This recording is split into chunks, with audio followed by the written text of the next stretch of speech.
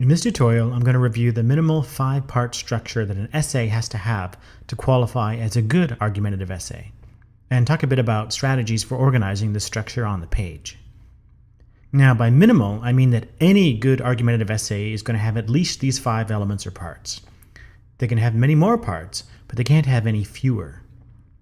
As we've seen, an essay will have at least these 3 parts: an introduction, a main body, and a conclusion.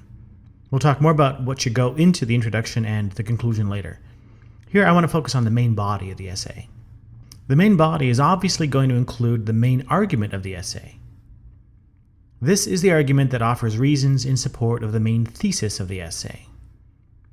Now technically we could stop right here. We've got an essay and we've got an argument, so we've got an argumentative essay, right? Well, we're not going to stop here. Why? Because our aim isn't just to write an argumentative essay. Our aim is to write a good argumentative essay. And a good argumentative essay is always going to have more structure than this. In fact, a good argumentative essay is going to contain at least 3 distinct arguments within the main body. For starters, a good argumentative essay is always going to consider an objection to the main argument that was just given. And this objection is itself going to be an argument. The conclusion of this argument, the objection, is that the main argument that was just given is in fact a bad argument, that the main argument fails in some way. It's going to argue that the main argument relies on a false or implausible premise, or that the logic is weak, or that it fails to satisfy some other necessary condition for an argument to be good. Now, why do we need to consider objections? Remember, we're aiming for a good argument.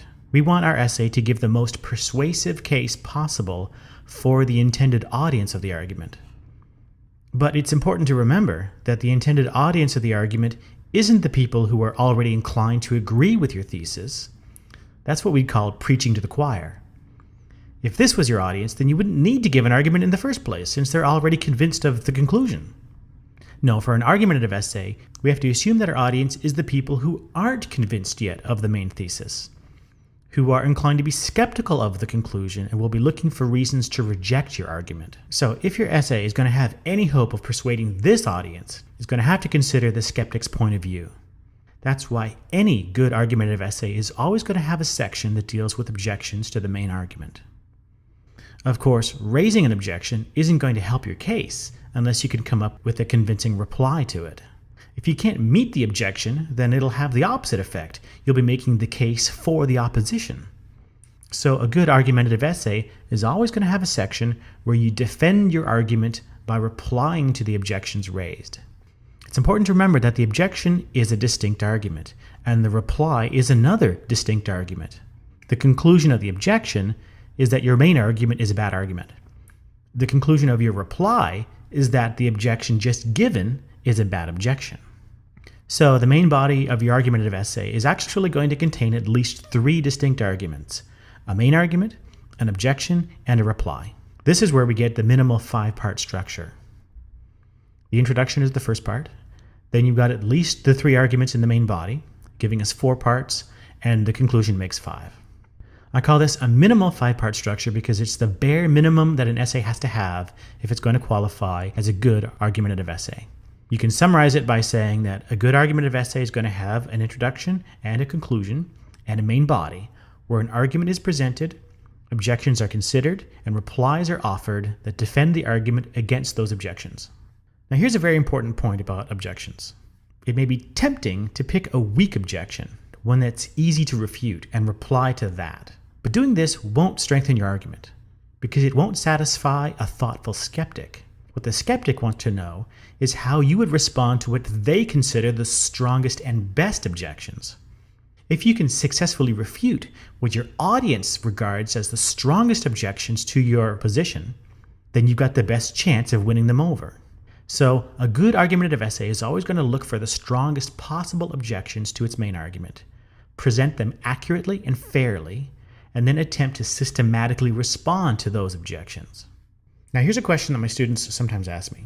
Let's say you've developed what you think is a pretty good argument, and then you come across an objection to that argument that really stumps you.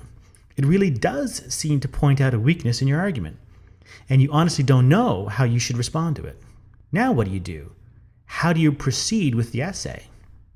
Well, if you were only concerned with the appearance of winning the argument, then you might consider using a rhetorical device like misrepresenting the objection in a way that makes it look weaker than it actually is, and then respond to that weaker version.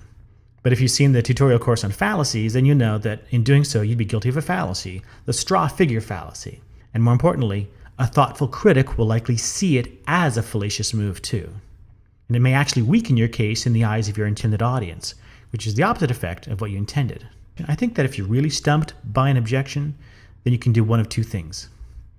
One, you can change your mind. You can accept that your argument fails and either give up the thesis or look for a better argument for it. But maybe you're not willing to give up your argument so soon. In the face of a tough objection, there's nothing wrong with saying, "That's a good objection. I'll have to think about that."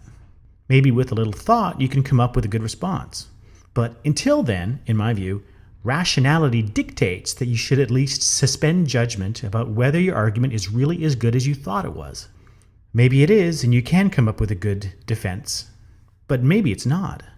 What you're admitting when you can't come up with a good reply is that you're not in a position to be confident about that.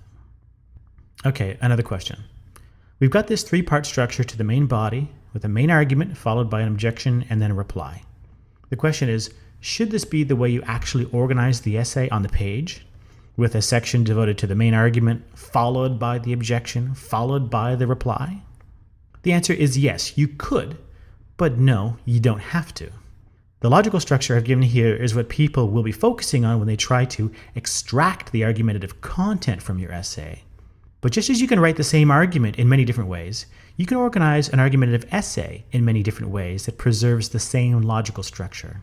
How you choose to organize it will depend on a bunch of different things, like whether your audience is already familiar with the main argument, or whether an objection is going to focus on the truth of a specific premise, or whether it's going to challenge the logic of the main argument taken as a whole, or whether you're going to focus on lots of different objections rather than one big objection, or whether you're going to focus more on replies to common objections, and so on.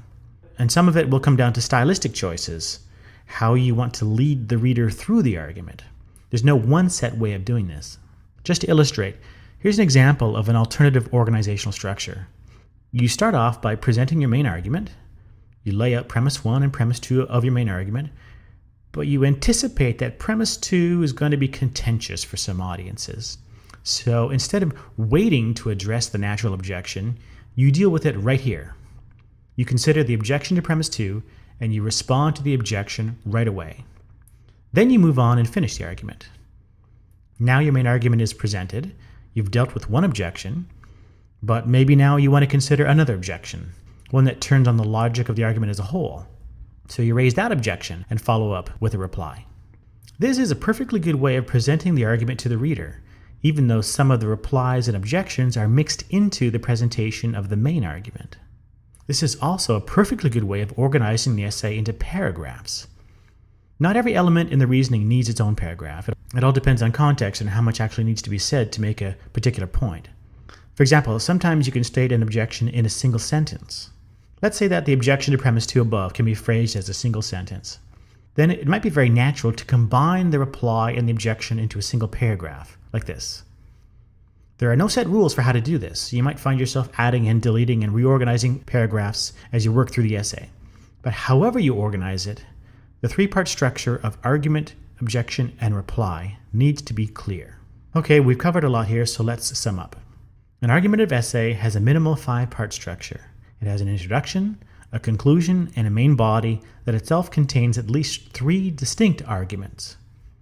The main argument of the essay is a distinct argument, but you also have to consider the strongest objections that you can think of and offer replies to those objections, and each of these are distinct arguments as well. And finally, the organization of the logical elements of the main body can vary. You can present a whole argument, then proceed to list objections, then consider replies, or you can consider objections and replies on the fly as you work through the main argument. Regardless, your final paragraph structure should reflect the logical structure of these argumentative elements, however that logical structure is organized.